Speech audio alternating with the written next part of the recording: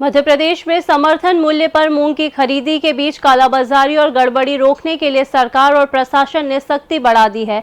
दमोह में किसानों के हित को ध्यान में रखते हुए कलेक्टर ने बड़ा आदेश जारी किया है।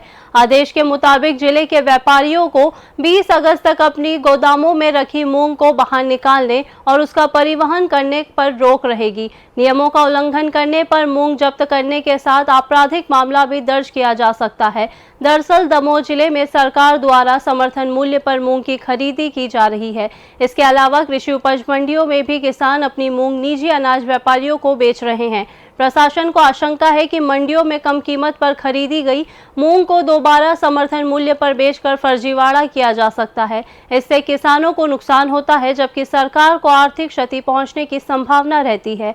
इसी को देखते हुए प्रशासन ने व्यापारियों को स्टॉक की निगरानी बढ़ा दी है। कलेक्टर के आदेश के अनुसार 20 अगस्त तक व्यापारियों को प्रतिदिन अपने मूंग स्टॉक की जानकारी देनी होगी। संबंधित अधिकारी रोजाना गोदाम और स्टॉक रजिस्टर की जांच करेंगे। वहीं यदि किसी विशेष परिस्थिति में व्यापारी को मूंग का परिवहन करना जरूरी होता है तो इसके लिए संबंधित स्थानीय एसडीएम से अनुमति लेना अनिवार्य है। बिना अनुमति मूंग का परिवहन करते पाए जाने पर प्रशासन कार्रवाई करेगा।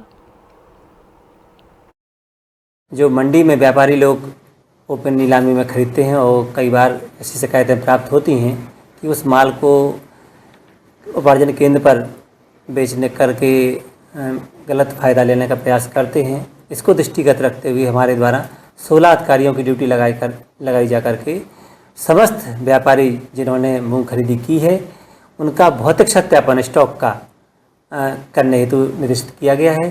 साथ ही 20 तारीख तक जब तक हमारा खरीदी चलेगी तब तक मूंग को बिना एसडीएम की अनुमति के स्टॉक बाहर ना निकालने के भी निर्देश दिए गए हैं। उन पर रोक लगाई गई है। अर्थात 20 तारीख तक जब तक हमारी खरीदी होगी उनको स्टॉक अपने गोदाम में ही रखना होगा, बाहर नहीं निकालेंगे, जिससे कि हमारा रिसाइकिल होने की कोई संभावना न रहे।